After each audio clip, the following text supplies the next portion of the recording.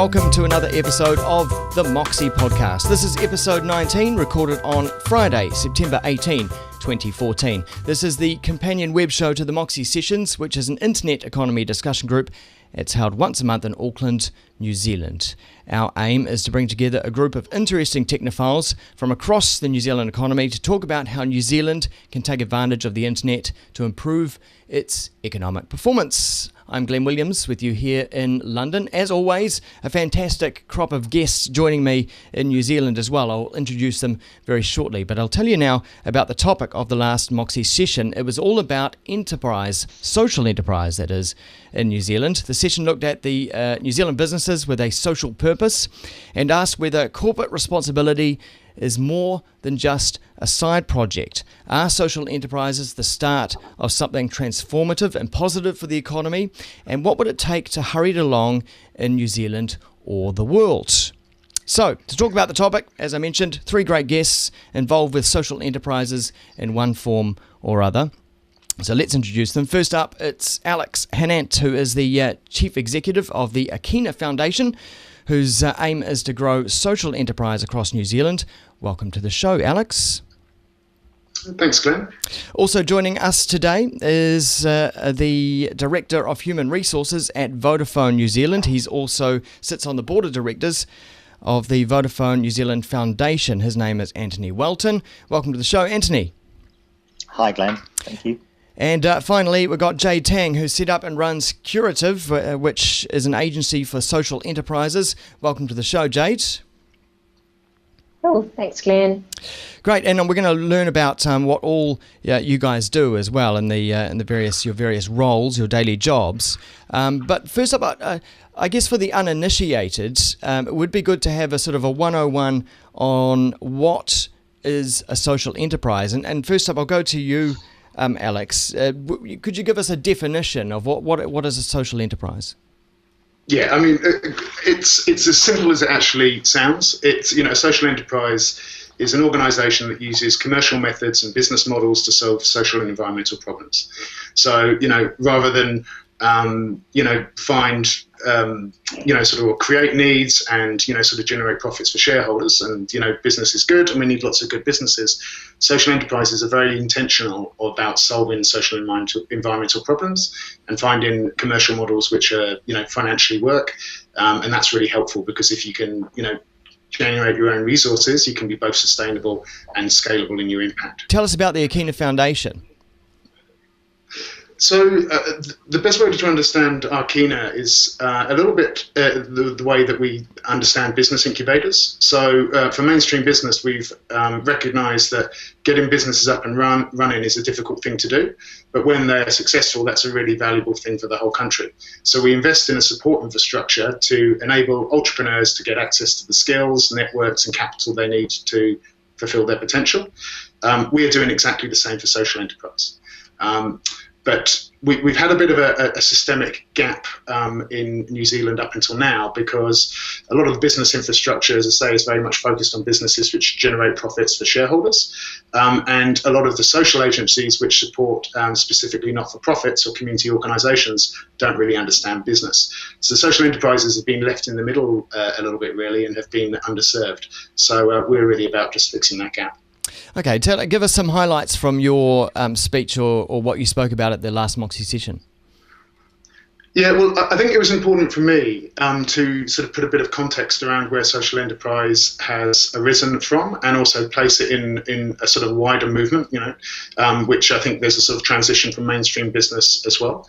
So it's not like this has come out of nothing like, I don't know, My Little Pony or something. There are a number of deep strategic and market reasons why social enterprises has evolved over the last sort of 10, 15 years. I think it's important to recognise the world is fast moving in a number of ways. 20 years ago, the internet didn't really exist as from a point of view as normal users, and now it's completely disrupted everything we do.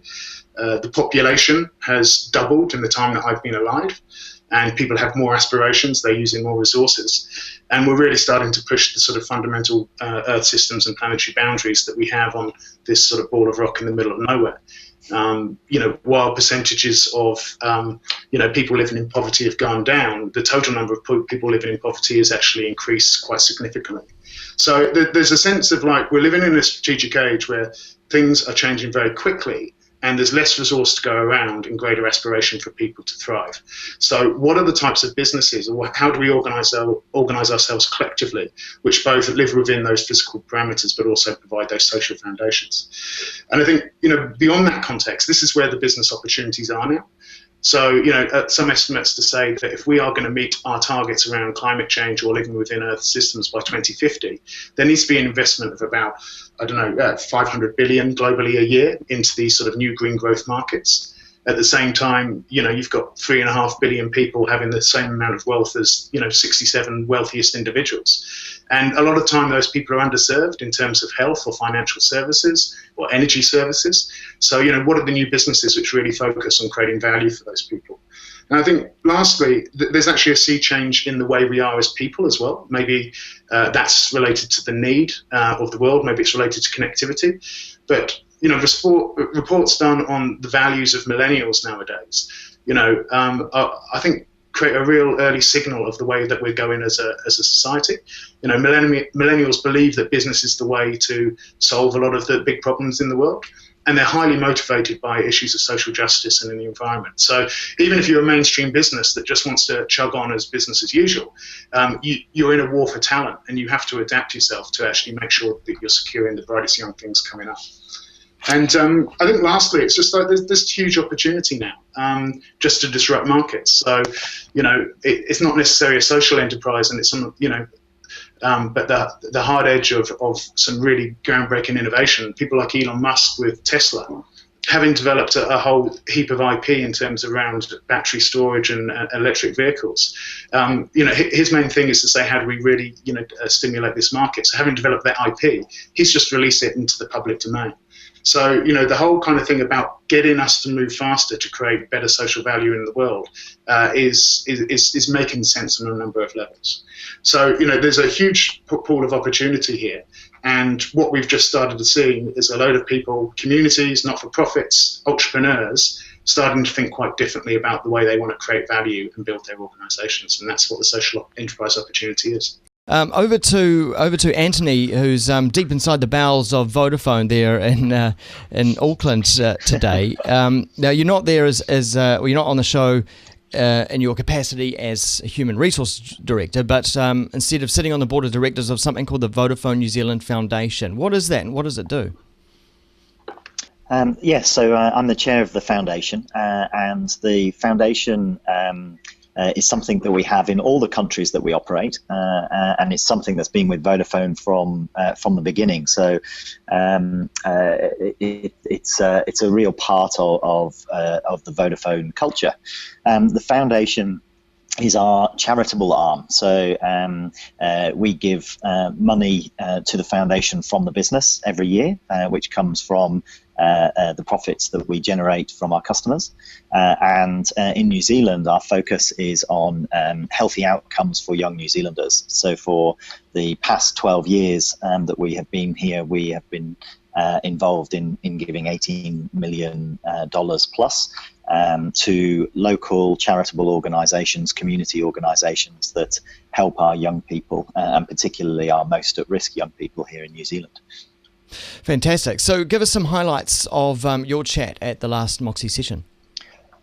Yes, well, it's interesting. Your introduction was saying I was here as my chair. My discussion was really both my hats as HR director and the chair of the foundation. And really looking at it from the perspective of a corporate and this idea of social purpose and social impact. And I think to pick up on a number of the themes that Alex has talked about, there's this question about corporate social responsibility, social purpose in large corporates, and is it really real? And I think the answer to that is it depends. And what I have seen in my experience, both in Vodafone and with others, is it depends on why a business is deciding to do something.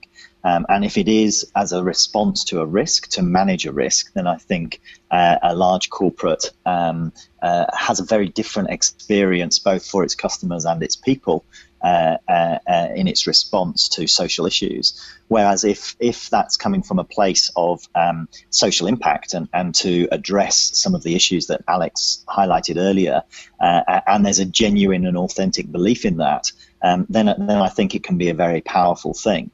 And what I have experienced as part of Vodafone, and particularly with the work of the foundation, is there is a real belief in trying to be a part of making stronger communities where we're based and where we work. And I gave a few examples in my talk of this need for a purpose and having a clear purpose in the organization that is beyond just making money. And the power of that when you get that right can be quite incredible. Alex talked earlier about millennials and some of the characteristics of those millennials, and certainly our experience with our young millennial employees, our graduates, our apprentices, etc., is clearly the foundation is an attractor to them in their choice of employer. But also, once they work for us, it is a critical reason behind why they stay, because they do want to think that the business that they work for is there to do more. And I talked a little bit about an example from Australia, Alan English, who's just been named Philanthropist of the Year in Australia, and how his business, which is a business for kitchen products for a fast food restaurant organization, but how he created a purpose around reducing poverty and reducing 1 million people, taking 1 million people out of poverty, and how that has really galvanized his organization, which in and of itself does not directly address poverty. And just the passion, the energy, the engagement of that organization behind that goal is sufficient to raise the performance and the profits of that organization, which means they then generate more money to address this social need. So I do believe that there is a role of corporates and I guess more traditional businesses in addressing social issues by connecting their resources, their capabilities, their skills and their people to these issues. And there are a number of ways of doing that. And the foundation is just one example. And corporates and millennials by the sound of it. And just lucky enough, we've got a millennial on the podcast today in the form of Jade Tang. Now, Jade, you set up and run something called Curative or Curative. I don't know which way Curative. You can say it either way. You can. Oh, well, that's the curative way. It's an agency for social enterprises. What does that mean? Yeah, so essentially, if you boil it down, we're an ad agency that works on social good and social change campaigns. Our tagline is, or elevator pitch is that Curative works on projects and works with people that help make the world a little bit better. So working with leading not-for-profit organisations, social enterprises, community organisations, and more increasingly with local and central government on more larger scale behaviour change campaigns.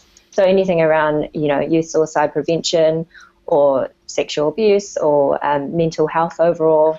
We work with a range of organisations around a lot of social change campaigns. So this role of millennials has come up a couple of times from both Alex and Anthony.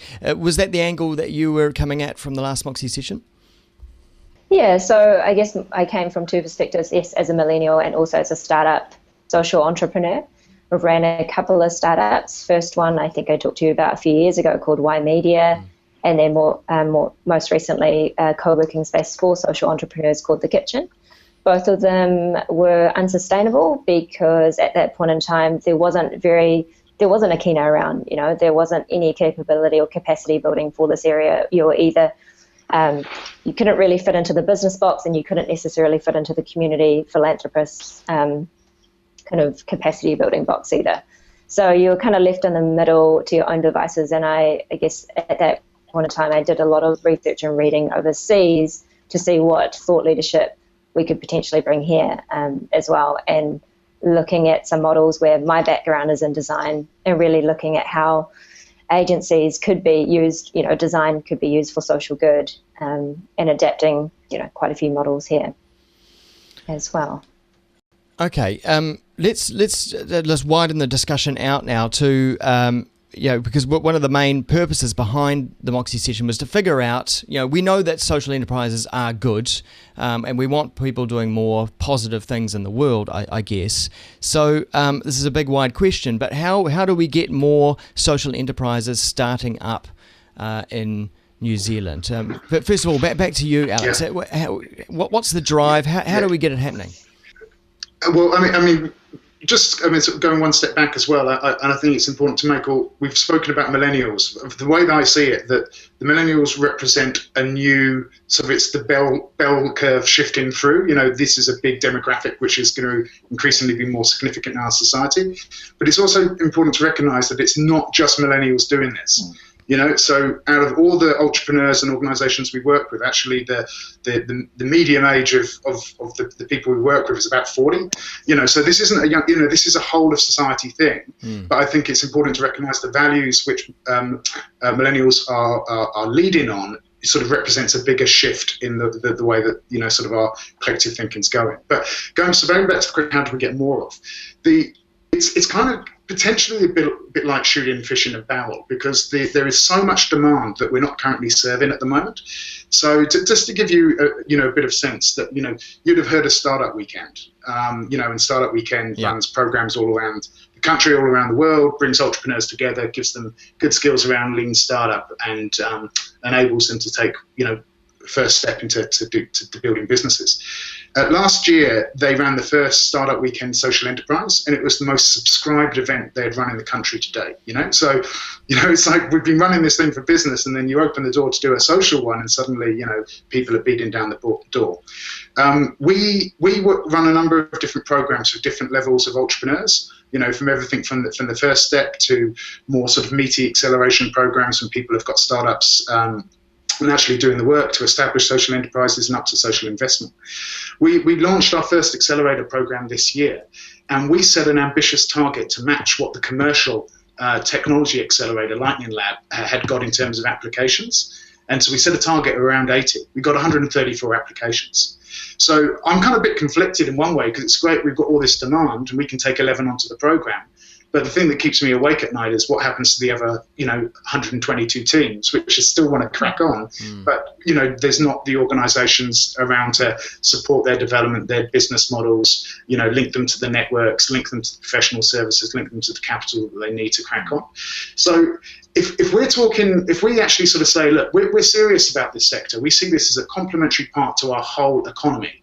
We realise there are any number of not-for-profits, community organisations, social business startups, joint ventures between big existing commercial organisations and community sector organisations, and we are just basically there's a whole heap of value here which is under-realised. How would we go about realising that? And I think you've got to think about it like you need capability building, you need to create markets, you need to supply capital, and then you have to build an engaged community which actually allows that whole community of practice to connect, trade, learn, interact with each other, and and be able to sort of start to evolve its own strategic development. And it's not like this is not something just being created. Many other countries have now got thriving, mature social enterprise ecosystems, and the way they've gone about it is largely similar. It does take time. It will probably take 5 to 10 years to really build an established market, and it will take investment. And that investment, usually does come from us, the New Zealand Inc., the taxpayer, because if these things work, they create a huge amount of social and economic value for us all. But also the investment of, the private community and the philanthropic community, because there's a great alignment of interest in here. One of the things that we work really well with existing corporate partners is because they love the opportunity to provide skill volunteering. I think the days of going out and shaking pots and painting sheds, or fences have gone. It's much better to get someone who is, got huge expertise on HR to come in and be able to give that service to someone who desperately needs it. The same with things like technology, finance, legal services. These are, it's not doing projects. Social enterprises isn't doing a project. It's building businesses for the long term, and they're just more difficult to get up and running. So there's a huge alignment of interest in here, and it's just about trying to articulate a vision, I think, and then creating a story which allows other people to sort of realise the potential value and makes it safe for them to invest. Anthony, any thoughts on that as well? Yeah. Yeah, I was just going to say to build on Alex's point there, and actually to pick up on something Jade said earlier, there are, I think, some barriers as well. So, as an example, the foundation, we're a philanthropic organisation, and we're governed by charitable law. So that means I can only give money to a charitable organisation. And therefore not necessarily to a social enterprise unless they are set up as a legal entity that's a charitable organisation, which then drives certain social enterprises to look for alternative funding.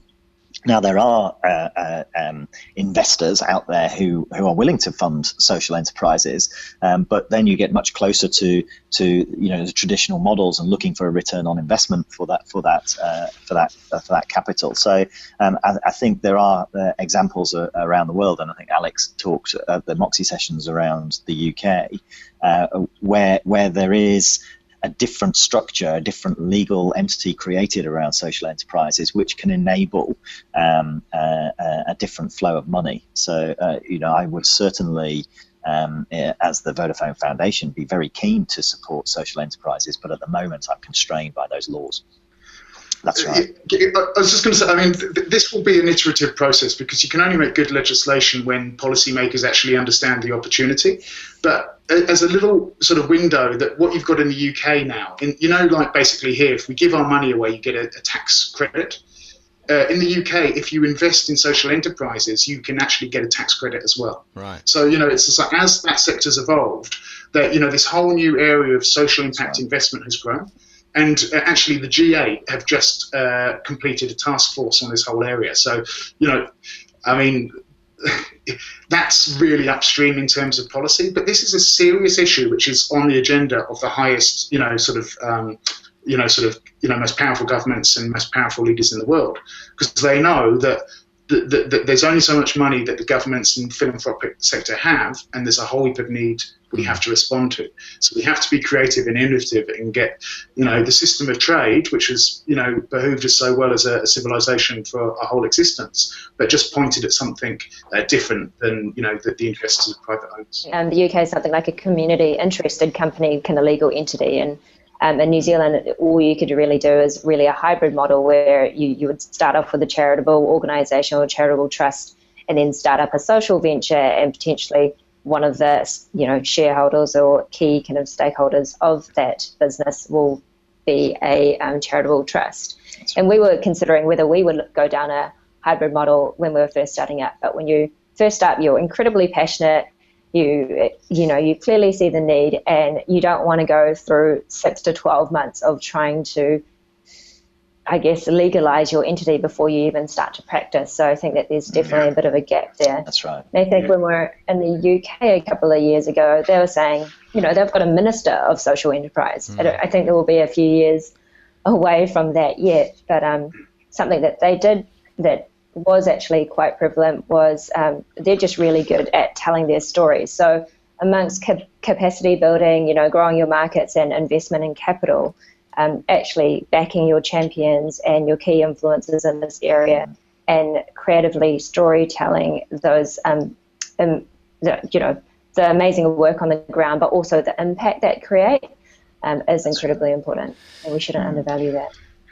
So, and just to the mention, in the States, you've got the Benefit Corporation, and which is the equivalent of another legal form, but in the kind of US context.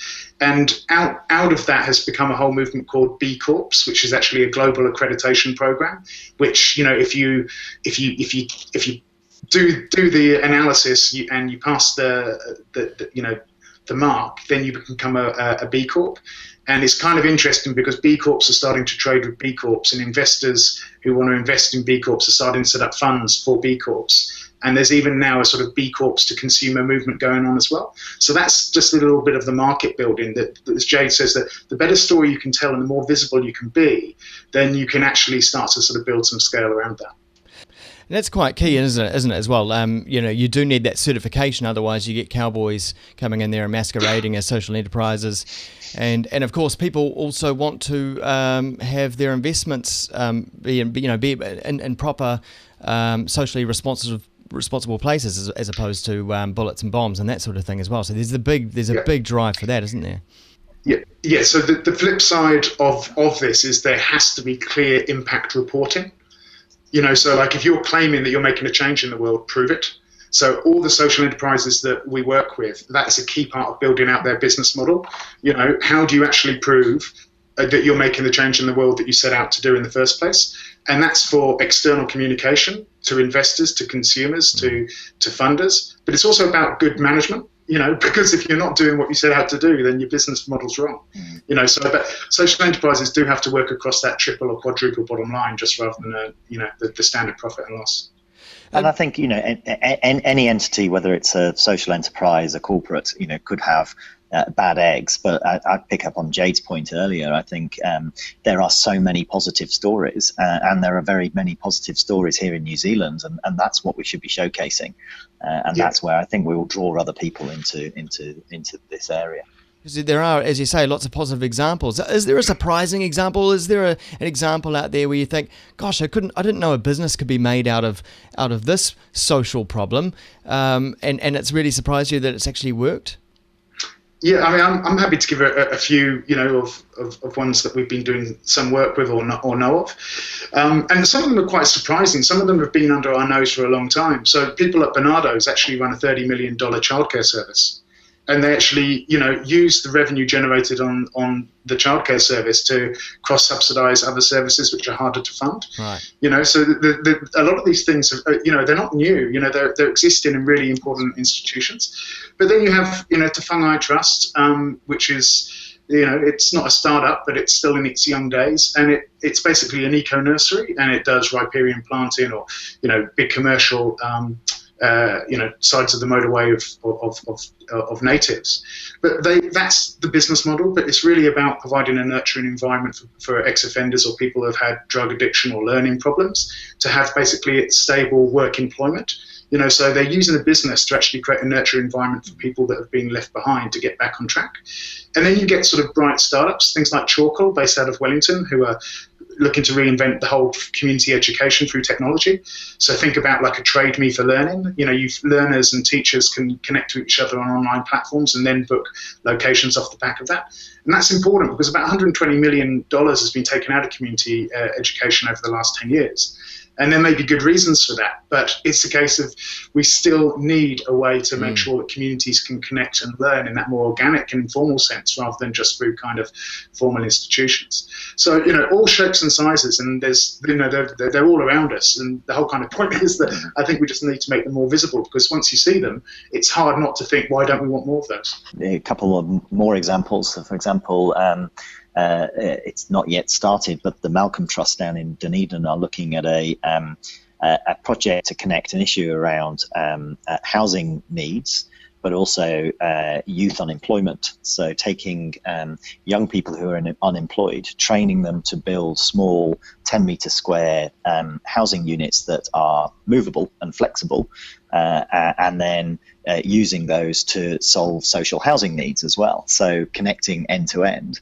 And of course, lots of people in New Zealand like a batch, so they can sell a few of them to fund the whole venture, which, ideas like that I think are fantastic, connecting multiple social issues. Yeah, fantastic. Yeah, and also another example down in Christchurch is when we're starting out at the kitchen, our friend Juliet, who runs Rekindle, is a great storyteller of a social enterprise where they were taking reclaimed kind of wood where a lot of these Christchurch homes after the earthquake were being demolished, and she was salvaging a lot of these pieces of wood and turning it into beautiful designer furniture, turning it into jewellery, and I guess also her background was in occupational therapy, so she was actually working with young people to actually build a lot of this furniture as well. So lots of lots of amazing examples. One which is actually started in Southeast Asia, but our friend is starting here in New Zealand. It's called Destiny Rescue, and she's the organisation aims to serve those that are affected by sex trafficking in Southeast Asia. And rather than taking the girls off the streets, they actually empower them with, I guess, crafts and other alternative means of living their life and generating revenue too. So that's just in formation here in New Zealand, and she's trying to figure out whether she wants to be a social enterprise or not for profit. And specifically because this is a show about the internet economy, what is it about the internet that makes social enterprise in 2014 and into the future so much easier than 10, 15 years ago?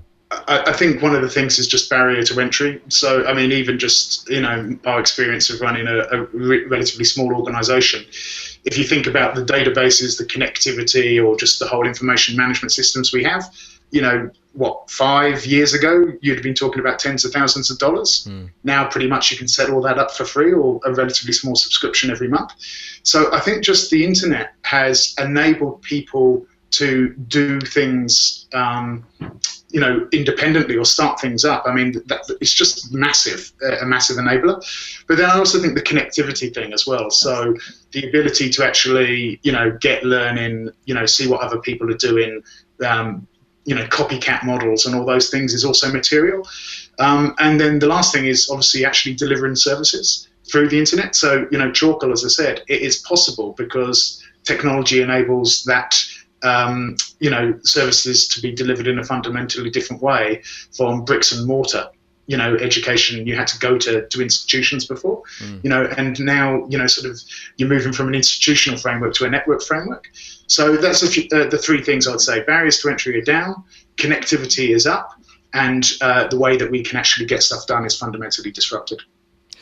And I think I just build on that. I think the whole trend of Internet of Things enables whole new sets of products and services, and there are a number of models that do that. But I can also think of a product that we provide through our foundations around the world to police services to protect women who are victims of domestic violence, and they're issued with special mobile phones that actually have a button on them that they can press if the person who is a threat to them is nearby, and they don't actually need to speak. It goes directly through to the police.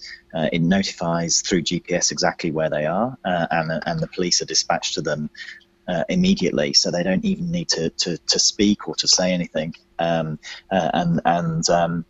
This product has been credited by the UK police with saving millions and millions of dollars. Wow. And so I think technology in particular can specifically be addressed against specific social issues. Yeah. Okay. I know. And Curative just wouldn't exist without the internet, really. Curative couldn't really, well, I guess it could exist, but it's a lot easier, one of those barriers to entry. And around connectivity, we've got a couple of global collaborations, which we just wouldn't have been able to do without prior to the internet and prior to, I guess, social media to a certain extent as well. So, and just global collaborations make it a lot easier, and also constantly being inspired by thought leaders around the world.